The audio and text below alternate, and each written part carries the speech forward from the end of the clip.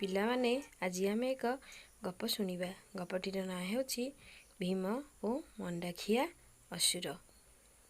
ଜଙ୍ଗଲରେ ଅସୁରଟିଏ ରହୁଥିଲା। ସେ ରାତିରେ ଗାଁ ଭିତରକୁ ପଶି ମଣିଷମାନଙ୍କୁ ମାରି ଖାଉଥିଲା।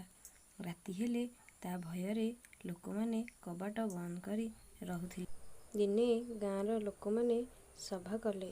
ସଭା ପରେ ଅସୁରକୁ କହିଲେ, ଆମେ ପ୍ରତିଦିନ ପାଳି କରି ତୁମ ପାଖକୁ ଶଗଡ଼ ଲେଖାଏଁ ମଣ୍ଡା ପିଠା ପଠାଇବୁ। ତୁମେ ଗାଁରେ ପଶି ଆମକୁ ହଇରାଣ କର ନାହିଁ। ଅସୁର ଲୋକମାନଙ୍କର କଥାରେ ରାଜି ହେଲା।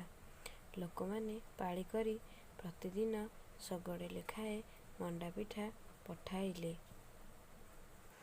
ଅସୁର ଶଗଡ଼ଯାକ ମଣ୍ଡା ପିଠା ସହିତ ପିଠା ନେଇ ଥିବା ଲୋକଙ୍କୁ ମଧ୍ୟ ଖାଇ ଦେଉଥିଲା।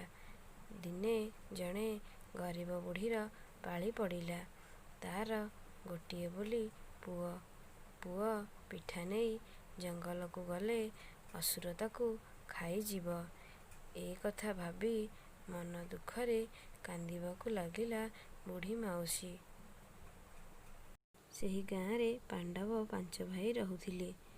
ବୁଢ଼ୀର କାନ୍ଦ ଶୁଣି ଭୀମ କହିଲେ, ମାଉସୀ ତୁମେ କାନ୍ଦନା। ତୁମ ପୁଅ ବଦଳରେ ମୁଁ ପିଠା ଶଗଡ଼ ନେଇ ବଣକୁ ଯିବି।